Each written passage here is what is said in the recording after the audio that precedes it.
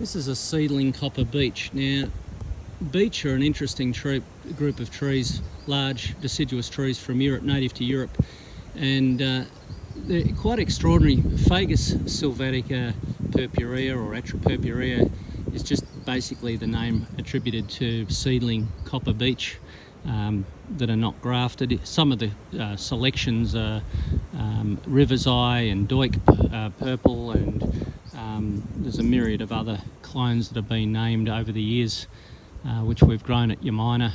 Some of them are in Australia and some of them are not, obviously, but just seedling beech make magnificent trees. Being seedlings, they tend to be pretty hardy, robust trees in the cooler climates in southern Australia. They don't like to be in hot, dry, desolate or low rainfall areas. They need to be in rainfall zones of 30 or 40 inches of rain, in my opinion, to really thrive and do their best. This one here is in Gembrook here. It's 15 metres, 20 metres high, something like that. Beautiful trees. They range, because they're done from seed, they range from like rich dark purples through more typically like mid-purple like this one here, which is actually on the eye more pleasant than sometimes the darker ones as a big massive landscape specimen like this. And probably I put them in the same category as oaks and tilias, the lime trees.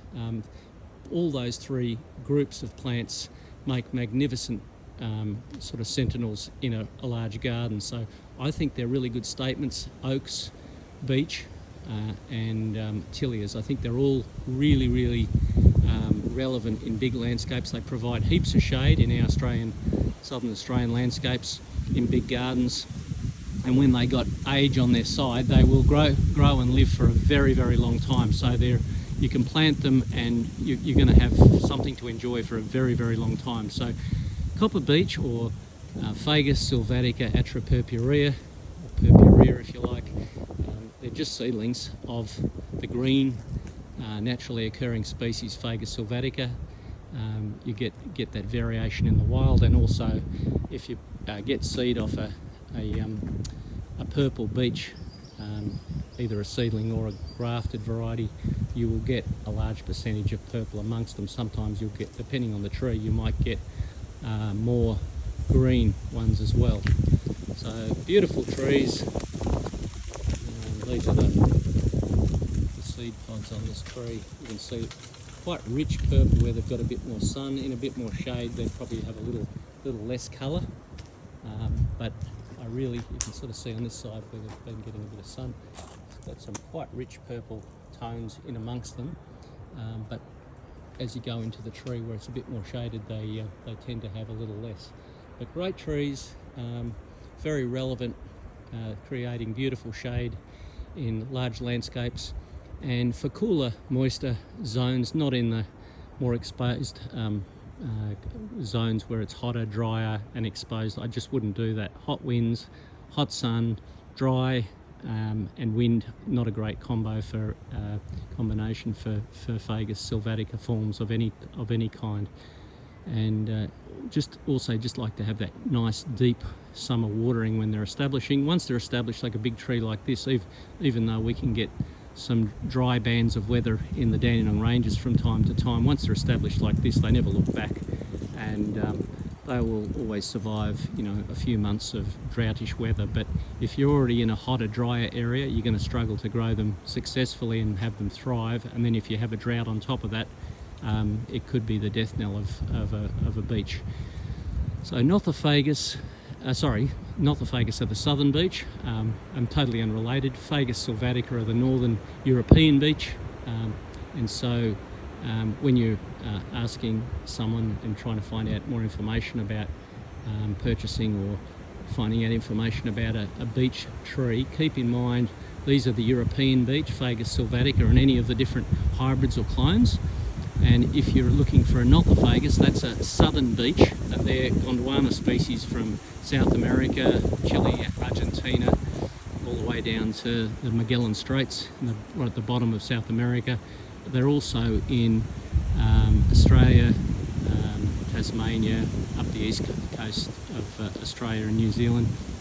So beech and Tasmania, so southern beech, Nothofagus, and they've been broken up into 3 or 4 different genera now with the new plant DNA naming. So even though they're related, they've been pulled further apart because they're not as closely related as was first thought with the fullness of evolution. Whereas the Fagus sylvatica, unrelated, but with the common name beech, that's what this is. This is one of the purple or copper beech seedlings of Fagus sylvatica, so atropurureum or purpurea. So great plants, great deciduous trees, large trees, so you need space, and in a deep, well watered area, landscape, and all alternatively wet when you've got heaps of water that you can throw at these trees when they're establishing. Keep away from all droughty sort of areas or very, very dry, hot, windy spots. So that's just absolutely the number one rule with these. Otherwise you're just going to have substandard trees, and there's no point doing that. So hope you enjoy my blogs on my new YouTube. I've got up to 80 or 100 already, and I'm hoping to expand this as opportunity arises in time. Obviously there's time constraints. All my plants are on Facebook and Instagram. There's about 18,300 blogs to date in the last 11 years or so. I've been a busy boy, and what I'm trying to do is put together all the plants that we've grown here at Yamina Rare Plants, all the plants that my father Arnold, Teese and myself have collated over the years at Yamina Rare Plants, imported, so forth, and try to represent them in all my blogs. So Yamina Rare Plants on Facebook and Instagram. If you just want to look at my blogs, there's tens of thousands of photos, and like I said, thousands of blogs with different descriptions of all the different range of plants, of all the different families and genera that we've grown over the years, including hybrids and species.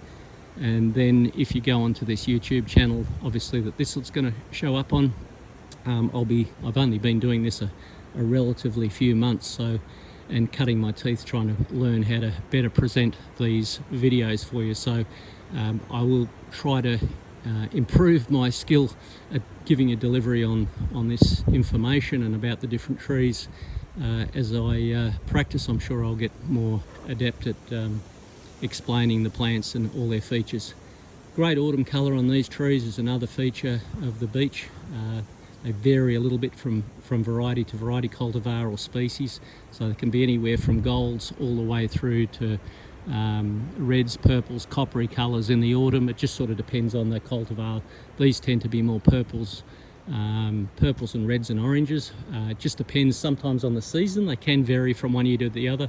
You can take a video or a photo this year and then this next autumn, and then the next year they can vary a little bit depending on the amount of rainfall, heat, dry, etc., the conditions that the plants encountered. And that's pretty typical of trees. You know, they can be quite variable depending on the conditions, and that the variable conditions from one year to another, and they can also vary from location to location, obviously depending on the temperatures, mean high and low temperatures, rainfall, wind, and all the other naturally occurring variations. And plus gardeners vary. Some people try to just about drown their plants with watering, with kindness and fertiliser. Other people are more Spartan with, and everything in between. So all these variations create variations in the outcome of these plants and how they present in the landscape, both spring, summer, autumn and winter. So just keep these things in mind when you're trying to work out the parameters of each species or each cultivar.